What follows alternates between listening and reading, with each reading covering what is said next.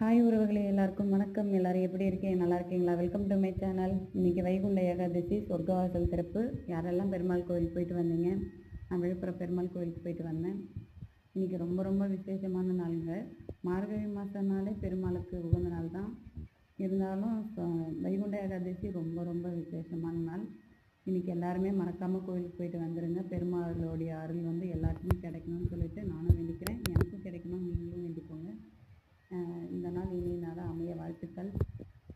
பெருமாள் கோயில்னா எல்லாருக்கும் என்ன ஞாபகம் வருதுன்னு தெரியாது. எனக்கு சக்கரை பொங்கல் மட்டும்தான் ஞாபகம் வரும். அது ஏன்னு தெரியாது. என்னடா இது திணி முட்டை நினச்சிடாதீங்க. அது என்னன்னு தெரியாது. பெருமாள் கோயிலில் கொடுக்குற சக்கரை பொங்கல் எனக்கு ரொம்ப ரொம்ப பிடிக்கும். அந்த சக்கரை பொங்கல் புளியோதரை யாருக்கெல்லாம் பிடிக்கும்னு கமெண்ட்டில் சொல்லுங்கள்.